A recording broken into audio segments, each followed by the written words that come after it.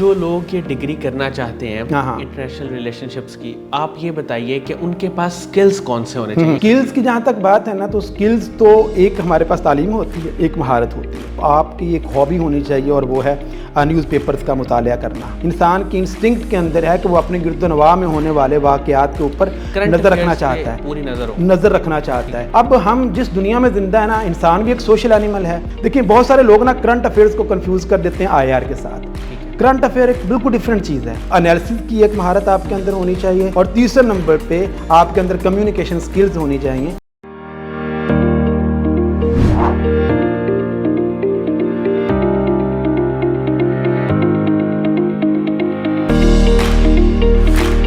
السلام علیکم ناظرین، شیئرنگ آف پروفیشنل وزڈم کے ساتھ میں ہوں آپ کا میزبان علی رحمان خالد۔ ناظرین، زندگی میں روشنی بنے اور سوچ بدلے گی تو پاکستان بدلے گا۔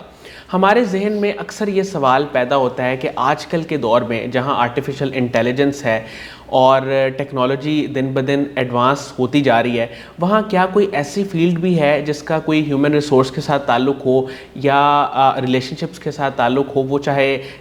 بین الاقوامی سطح پہ ہو یا اقوامی سطح پہ ہو، یا کون کون سی ایسی 2-3 فیلڈز ہیں؟ کیونکہ جب بھی آج کل بات ہوتی ہے تو IT اور AI ان دونوں کے ارد گرد ہی ہماری بات گھومتی ہے۔ لیکن آج میں ہم ایک ایسی فیلڈ پہ بات کریں گے جو ہم شاید کسی حد تک نظر انداز کر دیتے ہیں، لیکن اس کا بھی بہت زیادہ اسکوپ ہے، اور شاید آنے والے وقت میں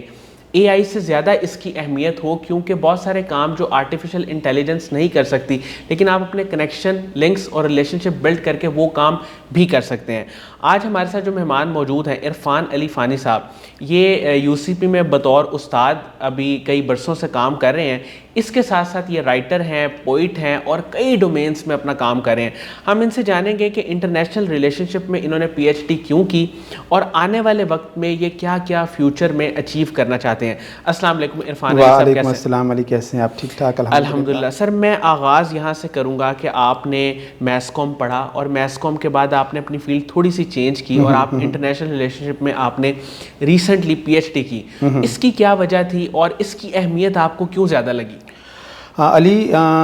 کیونکہ ہم جس ایرا میں زندہ ہیں نا، وہ ایک انٹر ڈسپلنری ایرا ہے۔ پوری دنیا کے اندر کسی ایک خاص ڈسپلن کو لے کے کبھی بھی آپ آگے نہیں بڑھ سکتے ہیں۔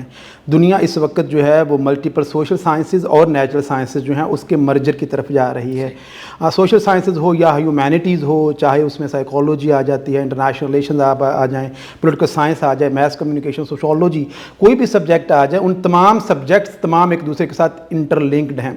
میں نے ماسٹرز کیا، اور ماسٹرز میرے 3 ڈفرینٹ سبجیکٹس کے اندر ہے، پولیٹیکل سائنس، ہسٹری اور میس کمیونیکیشن کے اندر۔ پھر سوشولوجی کے اندر میری MPhil کی ڈگری ہے، اور پھر انٹرنیشنل ریلیشنز کے اندر میری PhD کی ڈگری ہے۔ اب یہ ہے کہ جو جتنی بھی سوشل سائنسز کی ڈومینز ہیں، جب بھی آپ کسی ایک فیکٹ کو یا ریالٹی کو اینالائز کرنا چاہتے ہیں، جب وہ ملٹیپل لینزز کے ساتھ آپ روشنی میں اس کو دیکھیں گے تو آپ پر اس کی حقیقت آشکار ہوتی ہے، عیاں ہوتی ہے۔ اگر آپ کسی ایک خاص ڈومین یا ایک خاص ایننگ کے ساتھ اس ریالٹی کو دیکھیں گے تو الٹیمیٹلی وہ آپ اسی رنگ میں نظر آئے گی جس رنگ میں آپ رنگے ہوئے ہیں۔ لہذا جب ملٹیپل ڈسپلنز کا نالج آپ کے بیک اینڈ پہ ہوتا ہے، اور پھر آپ کسی بھی فینومینے کو اینالائز کرتے ہیں یا دیکھتے ہیں یا اس کا مشاہدہ کرتے ہیں، تو پھر آپ کے اوپر اس کے وہ پوشیدہ رموز اور اوقاف بھی سامنے آ جاتے ہیں جو عام طور پر ایک خاص ڈسپلن کے اندر میری اگر PhD یا میری ایجوکیشن ہوتی تو اس طریقے سے میں مجھ پہ عیاں نہ ہوتی، جس طرح سے ملٹیپل لینزز کے ساتھ جب میں اس کو اینالائز کرتا ہوں تو میرے سامنے یہ حقیقت آشکار ہوتی ہے۔ اور پھر with the passage of time میری شخصیت کے اندر ایک ڈائیورسٹی ہے۔ میری شخصیت کے اندر وہ کہتے ہیں نا کہ there is nothing is imminent in the world but the change۔ آپ جو کھڑا ہوا پانی ہوتا ہے وہ بھی ایک جگہ پہ بدبو دے جاتا ہے، جوہر میں کنورٹ ہو جاتا ہے۔ حرکت، تغیر، اقبال نے کہا تھا ثبات ایک تغیر کو ہے زمانے میں، تو جو change is imminent in the life۔ تو اس طریقے سے آہستہ آہستہ جب ایک ہیں سوشل سائنسز کی ڈومین میں ساری میری ڈگریز، اور لیکن پاکستان میں عام طور پہ نا اس چیز کو ڈسکرج کیا جاتا ہے، لیکن انٹرنیشنلی اس چیز کو بہت انکرج کیا جاتا ہے کہ جب آپ انٹر ڈسپلنری اپروچ کے تحت اپنی ایجوکیشن کو آگے لے کے چلتے ہیں۔ سر آئی آر کی اگر ہم اسپیسیفکلی تھوڑی سی بات کریں، کیونکہ اس فیلڈ میں آپ نے پی ایچ ڈی کی، تو سر اس میں آپ کو جب آپ نے سٹارٹ کیا آپ کو کیا لگا، کیوں آپ کو یہ انٹرسٹنگ لگا، اور دوسرا یہ ہے کہ آنے والے اسٹوڈنٹس کو آپ کیا ریکمینڈ کریں گے، کیونکہ بہت سارے لوگ ایم بی ایس ہمارے پاس بہت زیادہ ہیں، تو اس ڈگری کے لوگ تھوڑے سے کم ہیں ایز کمپیئر ٹو اگر ہم باقی ڈسپلنس کو دیکھیں،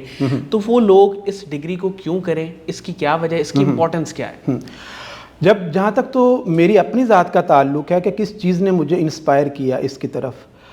تو ہم جب بھی پیدا ہوتے ہیں، پیدا ہوتے ہوئے وہ کہتے ہیں کہ انسان کے اندر ایک خمیر ہوتا ہے، اور خمیر بیج کے اندر ہوتا ہے، اور باہر کے حالات اور واقعات جو ہوتے ہیں، اور اس بیج میں سے جو پھوٹنے والا ایک پودا ہوتا ہے، اس کو جب وہ ماحول ملتا ہے تو وہ تناور درخت بن جاتا ہے۔ سیم اسی طرح سے میں میتھس کو بھی پڑھا رہا تھا، آپ لوگ کو سائنس کو بھی پڑھا رہا تھا، تو گورنمنٹ سائنس کالج میں میں یہاں پہ وحدت روڈ پہ جو ہے وہاں پہ ٹیچنگ کرتا تھا، تو وہاں پہ مجھے انٹرنیشنل ریلیشن کا سبجیکٹ پڑھانے کا موقع ملا،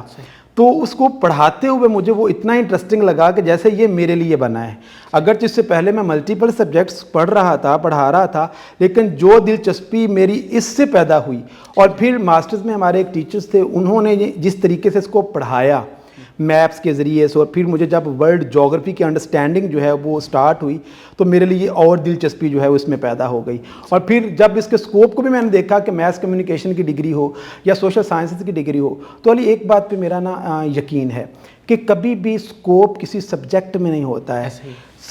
سکوپ ہمیشہ انسان میں ہوتا ہے۔ ایک پنجابی کے اندر ایم اے کرنے والا شخص بھی اگر اچھے طریقے سے پنجابی میں ایم اے کرتا ہے نا، تو اس کا بھی بہت سکوپ ہے، ایک پرشین کے اندر بھی جو کرتا ہے اس کا بھی بہت سکوپ ہے، لیکن ہماری جو ملک ہے پاکستان جیسی ریاست کے اندر کبھی بھی سکوپ آپ سبجیکٹ میں نہیں دیکھ سکتے ہیں۔ یہ وہ ملک ہے کہ جہاں پہ 29 گولڈ میڈل لینے والا ایک ڈاکٹر جو ہے وہ بھی جاب کے لیے اپلائی کرتا پھر رہا اور اس کو جاب نہیں مل رہی ہے، تو اصل میں سکوپ ہے آپ کے اندر، وہاں سے یہ چشمہ پھوٹے گا اور پھر آپ کو اس منزل تک لے کے جائے گا کہ جو آپ کی زندگی کے کو آگے مزید کامیابیوں سے ہمکنار کرے گی۔ سر جو لوگ یہ ڈگری کرنا چاہتے ہیں انٹرنیشنل ریلیشن شپس کی، آپ یہ بتائیے کہ ان کے پاس سکلز کون سے ہونے چاہیے، کیونکہ یہ بڑی امپورٹنٹ چیز ہے کہ اگر انہوں نے 2 سال اس کو پڑھا ہے لیکن اپنے سکلز کو اکارڈنگلی ڈیولپ نہیں کیا، تو ظاہر ہے کہ وہ مارکیٹ میں پھر ان کو جاب میں مسئلہ ہوگا۔ تو وہ 2-4 کون سے ایسے امپورٹنٹ سکلز ہیں جو اس ڈگری کے ساتھ آپ کے پاس ہونے چاہیے؟ دیکھیں سکلز کی جہاں تک بات ہے نا، تو سکلز تو ایک ہمارے پاس تعلیم ہوتی ہے، ایک مہارت ہوتی ہے۔ عام طور پر مہارت رکھنے والے لوگوں کے پاس تعلیم نہ بھی ہو پھر بھی وہ کامیاب ہوتے ہیں، اور بہت سارے تعلیم یافتہ لوگ جن کے پاس مہارت نہیں ہوتی وہ بھی ناکام ہوتے ہیں کیونکہ ان کے پاس مہارت نہیں ہے۔ تو جب آپ اس ڈگری کے اندر آنا چاہتے ہو نا، تو سب سے پہلے تو آپ کی ایک ہابی ہونی چاہیے، اور وہ ہے نیوز پیپرز کا مطالعہ کرنا، کتابوں کا مطالعہ کرنا۔ جب آپ اخبارات کے ساتھ روز ان کے ایڈیٹوریلز یا نیوز پیپرز یا انٹرنیشنل ریلیشنز کا وہاں پہ جو پیج کی نیوز ہوتی ہیں آپ ان کو پڑھتے ہو کہ میرے گرد و نواح میں ہو کیا رہا ہے، یہ انسان کی جبلت میں ہے، انسان کی انسٹنکٹ کے اندر ہے کہ وہ اپنے گرد و نواح میں ہونے والے واقعات کے اوپر نظر رکھنا چاہتا ہے، پوری نظر رکھنا چاہتا ہے۔ اب ہم جس دنیا میں زندہ ہے نا، انسان بھی ایک سوشل اینیمل ہے، اور جو ریاست ہوتی ہے نا وہ ہمیشہ ایک انسان کے رویے کے تحت کام کرتی ہے، کیونکہ ریاست کو چلانے والے بھی انسان ہوتے ہیں۔ تو جس طریقے سے انسان سیلف اورینٹڈ ہوتا ہے، جس طرح انسان اپنی ذات کے مفاد کو دیکھتا ہے اور اس مفاد کو پورا کرنے کے لیے اس کو دوسرے انسانوں کی ضرورت ہے، ان کے ساتھ انٹریکشن کی ضرورت ہے، سیم اسی طرح سے ایک ریاست نے جب ورلڈ ایرینا کے اندر زندہ رہنا ہے تو اس کو بھی دوسری ریاستوں کے ساتھ انٹریکشن کی ضرورت ہے۔ تو آپ نے اس انٹریکشن کو جب پڑھتے ہو نیوز پیپرز کے اندر، تو پھر آپ جب آئی آر میں آتے ہو، دیکھیں بہت سارے لوگ نا کرنٹ افیئرز کو کنفیوز کر دیتے ہیں آئی آر کے ساتھ۔ کرنٹ افیئر ایک بالکل ڈیفرنٹ چیز ہے، انٹرنیشنل ریلیشنز ایک پیورلی ایکسپلینیشن اور ریسرچ کا ڈسپلن ہے جو ہمیں یہ بتاتا ہے کہ یہ دنیا کیا ہے، اور اس دنیا کے اندر جو کچھ ہو رہا ہے وہ کیوں ہو رہا ہے، کیا ہو رہا ہے، یہ کرنٹ افیئرز ہیں، کیوں ہو رہا ہے اور اس کے امپیکٹس کیا ہوں گے، اس کی ڈیپتھ میں جو ہے یہ آئی آر ہے، وہ ایکسپلین آپ کو کرتا ہے کہ یہ جو کچھ ہوتا ہے ریاست اگر یہ ہو رہا ہے تو اب یہ ریاست کا رویہ کیا ہوگا، اگر امریکہ جو ہے وہ یہ والا کام کر رہا ہے تو چائنا اس کو کیسے مس کیلکولیٹ کرے گا یا اس کے اوپر کیا ری ایکشن دے گا۔ تو الٹیمیٹلی آئی آر پڑھنے کے بعد کسی بھی ملک کا جو ایک ایکشن ہوتا ہے اس کو اینالائز کر کے آپ فیوچر کو پریڈکٹ کر سکتے ہیں۔ آپ میں کیا مہارت ہونی چاہیے، آپ کو اخبارات پڑھنے کی ہابی ہونی چاہیے نمبر 1، اور پھر انالیسس کی ایک مہارت آپ کے اندر ہونی چاہیے، اور تیسرے نمبر پہ آپ کے اندر کمیونیکیشن سکلز ہونی چاہیے کہ جو خیال آپ کے ذہن میں ہیں کیا اس کو لباس پہنانے کے لفظ آپ کے پاس ہیں کہ نہیں ہیں۔ سر جیوگرافی میں آپ کا کافی انٹرسٹ ہے، مجھے آپ کے کچھ اسٹوڈنٹ سے پتہ چلا تھا، تو وہ آپ اس پہ کافی گہری نظر بھی رکھتے ہیں، آپ کو علم بھی ہے، ظاہر ہے کہ آپ نے جس طرح بتایا کہ آپ نے ڈفرینٹ ڈومینس میں اسٹڈی کی ہوئی ہے۔ تو سر پاکستان کی جیوگرافیکل امپورٹنس، اس پہ ہم اکثر بات کرتے ہیں، ہم کہتے ہیں کہ ہمارے پاس ریسورسز بھی بہت زیادہ ہیں لیکن سسٹمیٹک یوز ان کا نہیں ہے، تو میں چاہوں گا کہ اس پہ آپ تھوڑی سی روشنی ڈالیں کہ جیوگرافیکلی ہم کتنے امپورٹنٹ ہیں اور کس کس لحاظ سے امپورٹنٹ ہیں۔ دیکھیں we all are the prisoners of geography, ہم جو پہنتے ہیں جیوگرافی ہمیں ڈکٹیٹ کرتی ہے، ہم جو کھاتے ہیں جیوگرافی ہمیں ڈکٹیٹ کرتی ہے۔ پاکستان کے اندر رہتے ہوئے ہمارا پہناوا، ہماری خوراک، ایون کہ ہمارے جوتے کو پہننے کا انداز، ہمارے کلر سکیم، ہر چیز جو ہوتی ہے وہ جیوگرافی کے ساتھ، کلائمیٹ کے ساتھ، ماحول کے ساتھ ڈائریکٹلی ایسوسیٹڈ ہوتی ہے۔ اچھا، اب پاکستان کو ہم بچپن سے مطالعہ پاکستان میں پڑھاتے ہیں بچوں کو کہ پاکستان جیوگرافیکلی اس کی امپورٹنس بہت زیادہ ہے، یہ سینٹرل ایشیا، مڈل ایسٹ کی ٹرانزیکشن ہے ایک طرح سے، کہ سینٹرل ایشیا کے تمام ریسورسز پاکستان سے ہوتے ہوئے مڈل ایسٹ تک جا سکتے ہیں اور مڈل ایسٹ کے سینٹرل ایشیا تک جا سکتے ہیں۔ ادھر سے ساری کی ساری ایسٹرن ورلڈ کے ساتھ آپ کنیکٹڈ ہو، ادھر آپ سینٹرل ایشیا جو رچ ریسورسز کا ایک ایریا ہے اس کے ساتھ ایسوسیٹڈ ہے۔ تو پاکستان اس جگہ پہ ہے جہاں پہ دو انرجی جو سب سے زیادہ بڑے علاقے ہیں دنیا کے، ان کو پاکستان کنیکٹ کر رہا ہے۔ اب بات یہ ہے کہ ہمارے پاس ریسورسز تو سارے ہیں، لیکن جتنی بھی اچھی گاڑی ہو، جتنی بھی قیمتی گاڑی ہو، اگر اس کو چلانے والا جو ہے وہ ماہر نہیں ہے تو وہ اس گاڑی کو کبھی کسی دیوار سے ٹکر دے کے، کبھی کسی درخت کو مار کے، یا کبھی دوسری گاڑی کے ساتھ ٹکرا کے اس کا بیڑا غرق کر دے گا۔ دنیا کے اندر بہت سارے ہمارے پاس ایسے، چائنا پاکستان سے 2 سال کے بعد آزاد ہوا تھا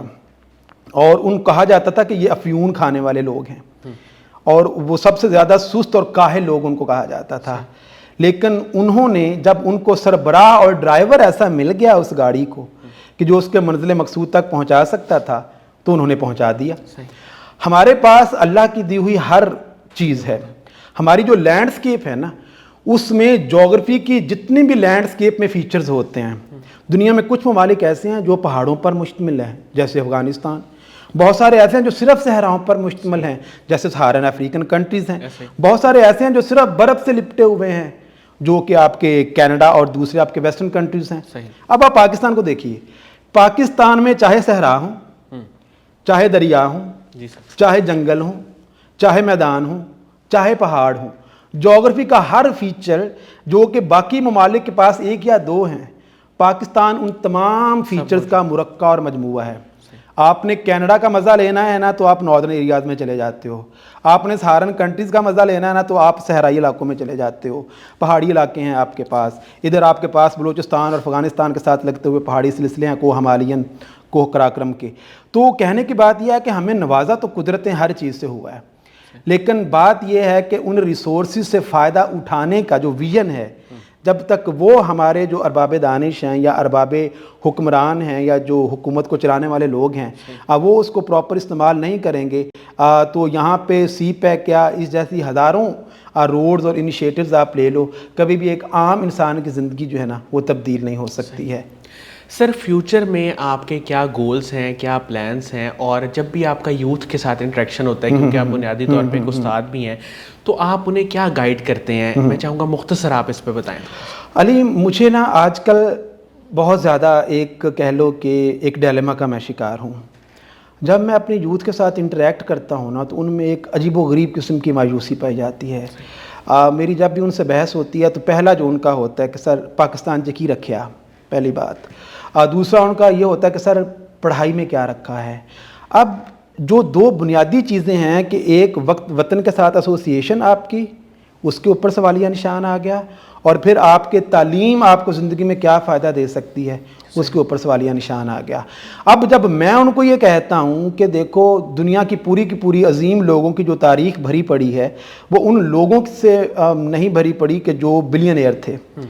उन लोगों से भरी हुई है जो इंसानियत का दर्स देते थे, जो दूसरों के लिए ज़िंदा रहते थे, जिन्होंने स्ट्रगल की है, जिन्होंने इंसानियत को कोई रास्ता बताया है। लेकिन आज की जो जनरेशन है डिजिटलाइजेशन की वजह से, क्योंकि उनके अंदर जो वैल्यू सिस्टम इनकलकेट हो रहा है वो इंसान नहीं कर रहे हैं, वो मशीन और मोबाइल कर रहे हैं। घर के अंदर हमारा दौर था, नानियाँ दादियाँ होती थीं, हमें सही और गलत का पता चलता था। लेकिन अब ये है कि छोटा बच्चा है, माँ भी जॉब पे होती है, ज़रूरतें हैं, बाप भी जॉब पे है, ज़रूरतें हैं, बच्चे के पास मोबाइल है, मोबाइल के अंदर वो कार्टून्स हैं, वो कंटेंट है जो कि वेस्टर्न सोसाइटीज़ का है या उन मुआशरों का है जिनका आपके साथ कोई ताल्लुक़ नहीं है। अब बच्चे उस माहौल में पढ़ रहे हैं या बढ़ रहे हैं जो कि उनका माहौल नहीं है, उन वैल्यू सिस्टम के अंदर वो ज़िंदा हैं, और हम अभी तक उस वैल्यू सिस्टम के साथ जुड़े हुए हैं जो हमारा मुआशरती निज़ाम है। वहाँ पे आके वो एक गैप बन रहा है। उस गैप को अब कैसे ब्रिज अप किया जाए, इसके ऊपर हमारे अब दानिशवरान और जो हमारे हुक्मरान हैं उनको सोचने की ज़रूरत है कि ये जो मायूसी का एलिमेंट है हमारे बच्चों के अंदर कि हम भागना चाहते हैं वो सारे इस मुल्क से। अभी गुज़िश्ता 2 सालों के अंदर आपके 8 से 10 लाख जो रजिस्टर्ड लोग हैं वो मुल्क छोड़ के जा चुके हैं, और बाकी जिनका बस नहीं चल पा रहा वो ही नहीं जा पा रहे हैं। तो अब कहीं ना कहीं तो बुनियादी खराबी है जिसकी वजह से ये मायूसी अब का बादल जो है वो पूरे मुआशरे पे छाया हुआ है। तो इस बादल ये कब छटेगा और कौन जिम्मेदार होगा इस चीज़ को, ये बहरहाल वक्त अब बताएगा। सर, कासिम अली शाह साहब के काम को, उनकी फाउंडेशन को आप कैसे देखते हैं? देखिए, हमारे जैसे मुआशरों में ना, जहाँ पे मायूसियाँ, कर्ब, दुख, आलाम से भरा हुआ एक मुआशरा है, और जहाँ पे हमेशा लोगों को डिग्रेड करने के लिए तो हज़ारों लोग होते हैं, लेकिन उनकी इंस्पिरेशन बनने के लिए कोई भी रेडी नहीं होता। अब देखें, हम हमेशा अपनी ज़ात में ज़िंदा रहने वाला मुआशरा है। आप एक ग्रुप फ़ोटो देखते हो ना, सबसे पहले आपकी नज़र आपकी अपनी तस्वीर पे पड़ती है कि मैं कैसा इसमें लग रहा हूँ। ऐसे मुआशरे के अंदर कोई एक ऐसा शख्स जब आएगा जो कि लोगों को उम्मीद का दिया जलाएगा, जो लोग जो मायूसी का शिकार हैं और जिनकी कोई तारीफ़ नहीं करता उनकी वो तारीफ़ करेगा, तो अल्टीमेटली ये उन लोगों के लिए कि जो अपने आप को समझते थे कि वो सोसाइटी से कटे हुए लोग हैं, जो ये समझते थे कि शायद वो आगे नहीं बढ़ सकते हैं, तो कुछ लफ्ज़ जो होते हैं ना वो आपके लिए फिर रहनुमाई बन जाते हैं। तो मेरा एज़ अ मुअल्लम जो किरदार है कासिम अली शाह साहब का, मैं हमेशा से उसका जो है वो मद्दाह रहा हूँ, और हमेशा दोस्तों के साथ, लोगों के साथ इसको डिस्कस भी करता हूँ। अगरचे बहुत सारे लोग जो हैं वो इस फील्ड के अंदर आकर इसको जब कमर्शलाइज़ कर दिया तो इससे आके फिर ओवरऑल जो लोगों की कारकर्दगी होती है ना, वो एक कॉन्स्पिरेसी का शिकार हो जाती है हमारे मुआशरे के अंदर। तो क्योंकि यहाँ पे तौसीफ़ लेने के लिए या तारीफ़ करवाने के लिए मरना पड़ता है इस मुआशरे में। ज़िंदा लोगों की तारीफ़ करना बहुत मुश्किल काम है हमारे जैसे मुआशरों के अंदर। तो इनके जो काम हैं वो बहरहाल इस वक्त हमारा जो वो तबका है मुआशरे का, जो तलबा और तालिबात जो हैं वो अपना इकनॉमिकली इतने स्ट्रॉन्ग नहीं हैं कि वो अपने ख्वाबों की ताबीर पा सकें, तो ये उनको वो रास्ता दे रहे हैं जिन पे चल के वो मंजिल बामुराद हो सकते हैं। बहुत बहुत शुक्रिया इरफान अली फ़ानी साहब, आपने मेरे लिए वक्त निकाला। यकीनन बहुत सारे ऐसे मौज़ूआत थे जिनको अगर हम टच करते तो दामने वक्त में उतनी गुंजाइश नहीं थी, तो उसके लिए इंशाल्लाह हम आपको दोबारा सहमत देंगे। नाज़रीन, मुझे उम्मीद है कि इनकी गुफ्तगू से, इनकी बातों से आपने बहुत कुछ सीखा होगा और आपको इनकी गुफ्तगू में इल्म की जो झलक है वो वाज़ेह तौर पर नज़र आई होगी। इंशाल्लाह दोबारा हाज़िर होंगे एक नए इंटरव्यू के साथ। तब तक के लिए इजाज़त दीजिए। अल्लाह हाफ़िज़।